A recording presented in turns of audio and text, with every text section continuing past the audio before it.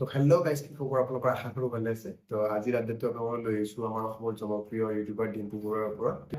তো আপোনালোকে যিসকলে ভিডিঅ' চাই আছে গম পায় যে ডিম্পু বৰুৱাই মালয়েছিয়া ফুৰিব আজিৰ পৰা এটা মহাযাত্ৰা আমাৰ গৈ আছো এটা দ্বীপত, মানে মালয়েছিয়া দেশৰ কাষত এটা দ্বীপ আছে। সেই যিসকলে গম পায় সেইসকলৰ পৰা জনাওঁ যে ডিম্পু বৰুৱাই মালয়েছিয়া ফুৰিব গৈছিলে এজন ব্যক্তিৰ স্পনচৰশ্বিপৰ কাৰণে। তো মালয়েছিয়া গৈছিল ঠিকে, ইয়াৰ পৰা গুৱাহাটীৰ পৰা মালয়েছিয়াৰ কালালামপুৰলৈকে গৈ পালে টিকেট।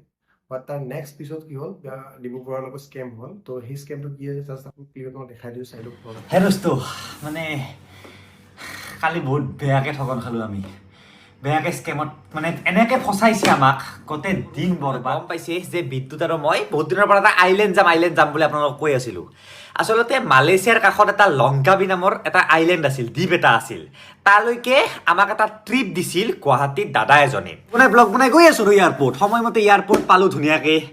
পাই উঠি কি হ'ল, মানে আমাৰ বৰ্ডিং পাছখন আমাক লাগে। মেচিনত একবাৰ উলিয়াব চেষ্টা কৰিছোঁ আমি বৰ্ডিং পাছখন, কিন্তু কিবা বৰ্ডিং পাছখন নলাইচোন, কিবা সেই মাৰি আছে, এৰৰ মাৰি আছে। তো আমি এয়াৰ এছিয়াৰ ফ্লাইট আছিল, এয়াৰ এছিয়াৰ কাউণ্টাৰলৈকে গ'লোঁ। কাউণ্টাৰত আমাৰ টিকেটটো দিলোঁ। টিকেটটো চাই পালে যে ইয়াৰতো নামত কোনো টিকেটেই নাই। মানে এনেতো কোনো নাইয়ে তোমালোকৰ নামত আমাৰ টিকেট আৰু তোমাক যখন টিকেট দিছে টিকেটটোতো নহয়ে, মানে ফেক টিকেট।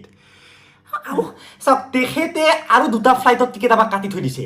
এটা হৈছে দিলে, যিটো হৈছে মই গুৱাহাটীৰ পৰা কলালামপুৰলৈকে যোৱা টিকেটটো, মালয়েছিয়ালৈকে যোৱা টিকেটটো, তাৰ বাহিৰে চব টিকেট ফেক। জাষ্ট দামী PNR কেইটামান বনাই দিছে। আৰু এইটো বোলে কিয় কৰে, যে এন মমেণ্টলৈকে ট্ৰেভেল এজেঞ্চি কিছুমানে ফ্ৰড কৰিব ৰখি থাকে, যে এন মমেণ্টত যদি সেই হৈ যায়, মানে ফ্লাইটখন উৰিব আৰু দামটো বহুত কমাই দিয়ে, আৰু সেই সময়ত কাটি পিনে লগালগ দি দিয়ে কাষ্টমাৰক। আগতে কাষ্টমাৰক এটা ফেক টিকেট দি থৈ দিয়ে, কিন্তু এইবাৰ চাগে সেই ফ্ৰডটো কৰিব নোৱাৰিলে, টিকেট নাপালে নে কিবা এনেকুৱা হৈ গ'ল, আৰু মানে আমাৰ মাথা নষ্ট। এতিয়া ভিডিঅ'টো চাই দেখিলে যে ডিম্পু বৰুৱাই মালয়েছিয়ালৈ গৈছিলে, আৰু তাত এজন ব্যক্তিয়ে, অৰ্থাৎ মানে গুৱাহাটীৰ পৰা এজন ব্যক্তিয়ে ট্ৰিপটো স্পনচাৰ কৰিছিলে, য'ত টিকেট তেখেতে বুক কৰি দিছিলে। বাট বুক কৰিছিল ঠিকেই, কিন্তু মানুহজনে যিটো এজেঞ্চিৰ পৰা বুক কৰিছিলে, সেইজন এজেঞ্চিয়ে ডিম্পু বৰুৱাৰ লগত স্কেম কৰিছে। অৰ্থাৎ টিকেটটো ফ্ৰড টিকেট, অৰ্থাৎ PNR এক দামী PNR এটা বনাই কেনে টিকেটটো দি দিছিলে ডিম্পু বৰুৱাৰ। বা ঠিক আছে, ডিম্পু বৰুৱাই কৈছে যে ইমান দিন ট্ৰেভেলিং কৰিছে, তেখেতৰ এনেকুৱা হোৱা নাই। বাট ডিম্পু বৰুৱাই এইটো কৰিব লাগিছিলে, PNR চেক কৰি যোৱাটো এটা দায়িত্ব আছিল বুলি ভাবোঁ। চেক কৰিব গ'লে এইখিনি চিটুৱেশ্যন নহ'ল হয়। আৰু ছেকেণ্ডলি, ভিডিঅ' সম্পূৰ্ণ যিসকলে চোৱা নাই, কমেণ্টত মই লিংক দি দিম, চাব পাৰিব।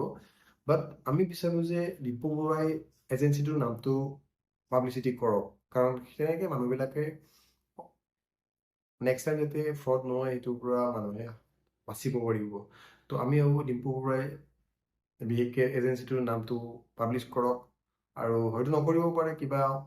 চ' কমেণ্ট ছেকশ্যনত বহুতে লিখিছে যে মতা অংকৰ ধৰ্মৰ বিনিময় হ'ব, তো চাগে এনেকুৱাও হ'ব পাৰে। তো ভিডিঅ'টো চাই দিবক।